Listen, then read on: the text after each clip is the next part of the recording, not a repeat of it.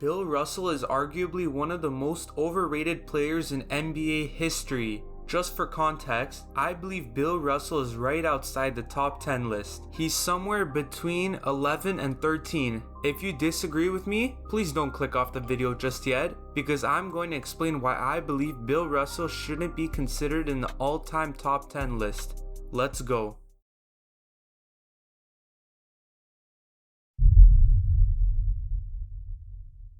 The namesake of the NBA Finals MVP trophy, and the player with the most single championships in NBA history. Most top 10 lists are incomplete without his name, but in my opinion, he doesn't rightfully belong there. He played in the weakest era of the league, racking up astonishing amounts of accolades in that time. Accolades, which I'm arguing shouldn't hold as much value as eras such as the 80s and beyond. Here's a quick list of how I'll be going about the video. Firstly, we'll have a look at Bill's stats and how they are inflated. Next, I'll be discussing his low value championships in a weaker league. Then, I'll have a look at Bill Russell's scoring numbers. Second to last, I'll talk about Bill getting drafted to a stacked team already capable of winning championships. And lastly, the weak playoff setting that he played in. So now, let's go and take a look at Bill's inflated stats. One of the reasons why Bill Russell is considered a top 5 player is because of his insane statistical totals. Russell's greatest strength was definitely his rebounding prowess, averaging 22.3 rebounds per game in 42.3 minutes per game of his career. During his 13 seasons from 1956 to 1969, the league average for rebounds per game for each team was about 68 rebounds. Just for comparison, that is a major increase compared to the league average now, which is only 43.5 rebounds per game. If we adjusted the available rebounds to 43.5 while maintaining the same rebound rate that Bill had when he played, which is about 0.33%, that would mean that Bill Russell would only average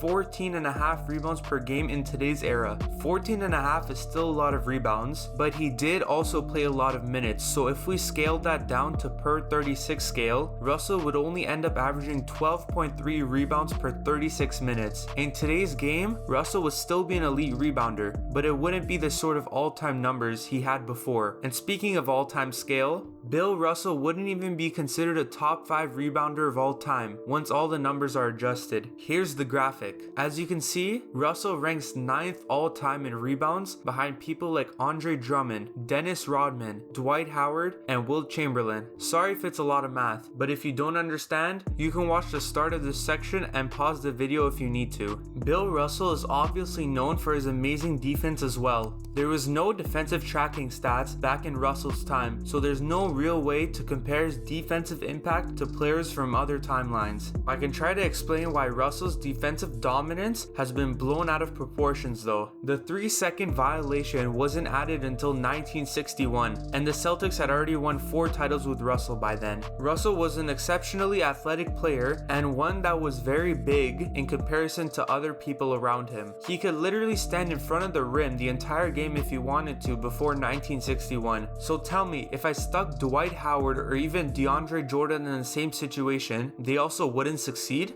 They are bigger and stronger than Russell, but Bill played in the era that favored big men, so he could camp under the rim if he wanted to. In the later half of his career, maybe he was a great defensive player, but he shouldn't warrant the award of the greatest defensive player of all time, because there have been countless players who have unreal defensive abilities, but Russell is the one that had the spotlight because he got to play against average Joes. In Bill Russell's 13-year career, he along with the Celtics won 11 titles, a feat that is seemingly impossible in any other era of the NBA, but there are a number of reasons why those championships can be discredited, and here's why. He played in a much weaker league. Over the course of Russell's career, the league was still in its infancy and wouldn't merge with the ABA until 1976. This meant the size and overall talent in the league was incomparable to what the NBA became in the 80s and onward. Here's a photo of the squad that the Celtics with Bill Russell had to compete with to secure their first championship. The reality irony is that the league was filled with skinny, unathletic people who were terrible at basketball compared to other eras. Russell was dominant in his time, but as a 6'10", 215-pound player, he would get pushed around in today's game. A comparable body would be Pascal Siakam, but he's 6'9" and 232 pounds. If Siakam has 17 pounds on Bill, how do you expect Russell to guard somebody like Joel Embiid or Anthony Davis? Like I said before, you stick Dwight Howard into Bill's timeline and he'll be dominant as ever. In Bill Russell's first season, there were a total of 8 teams in the league. For the first 5 years of his career, the league would remain that small and he would win championships 4 out of the 5 years. In the 61-62 season, the NBA added another team, bringing the total to 9, and later in 1966 would add another team, meaning that there were a total of 10 teams all around. So that means in 11 years, there had never been more than 10 teams, and Russell had secured 9 out of the first 11 championships in his career. By Bill Russell's last season, the league introduced 4 new teams, coming to a total of 14 teams altogether, which isn't even half of today's league. I'm sure that you can see what I mean now when I say that he played in a much weaker league. Here's a graph of what the statistics look like when Bill Russell first entered the league compared to today's game. Clearly, there's a massive difference. Today's league is known for its fast play style, but in 1956, teams were taking an average of roughly 6 more shots per game. Players were simply less skilled. Shot making was nowhere near the level it is now. Because of this, teams missed more shots, indicated by the low field goal percentage, which led to Bill Russell's inflated rebounding totals. Players were extremely foul prone due to poor defensive discipline and lack of real defensive schemes. This led to roughly 28% of team scoring being generated from the free throw line, compared to the 16% that it is now. Here's another chart I want to take note of.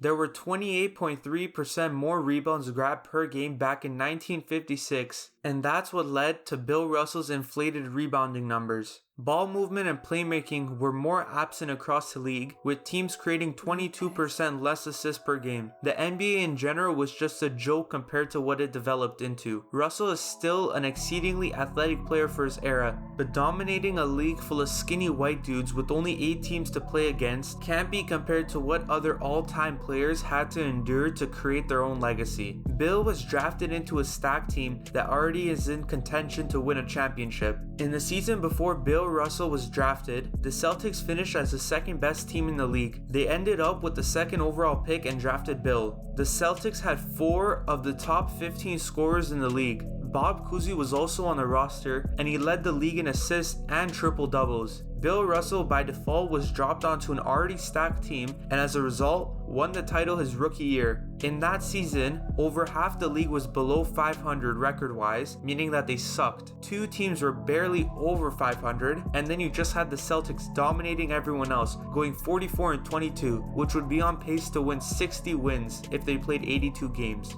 The Celtics were a stacked team that were head and shoulder above everyone else, and no one could match their firepower. So why should Bill receive all the credit for beating up super weak teams with the God Squad by his side? Saying Bill Russell had a weak playoff setting is an understatement. He played an average of only 12.7 playoff games per season, and it took Bill Russell an average of 13.3 playoff games to secure the title, meaning that Bill only played 165 playoff games in his entire career. For comparison, LeBron has played a total of 260 playoff games to date. In the 14 years he's made the playoffs, he'd have an average of 18.6 playoff games per year, and in the years that LeBron led his team to the championship, it took him an average of 22 games to secure the chip. The other GOAT, Michael Jordan obviously, played 179 playoff games, and in the championship seasons, it only took him an average of 19.3 playoff games to win the title. These 3 players are widely considered to be in the top 5 discussion, but the difference is that there was a massive gap in the playoff setting for Bill Russell. In conclusion, Russell was dominant in probably the weakest era the NBA has ever existed. The ridiculous number of championships came when the playoffs were a joke compared to the gauntlet that it has become today. Bill Russell was definitely ahead of his time athletically, but he wouldn't be anything special in today's modern NBA. His stats were highly inflated for a number of reasons, such as lack of skill and old school rules. In short, Bill Russell doesn't belong in the top 10 list, and he shouldn't be looked at as some godlike player because against other greats, he wouldn't compare. To quickly give my own top 10, it would probably look like David Robinson at 10, Hakeem Olajuwon at 9, Kobe Bryant at 8, Shaquille O'Neal at 7, Larry Bird at 6, Tim Duncan at 5, Magic Johnson at 4, Kareem Abdul-Jabbar at 3, LeBron James at 2, and the GOAT, Michael Jordan at 1. If you enjoyed the video or found it educational or entertaining, please hit the like button and subscribe if you want to see more content like this. I appreciate the recent support on all my videos, and until next time, cheers.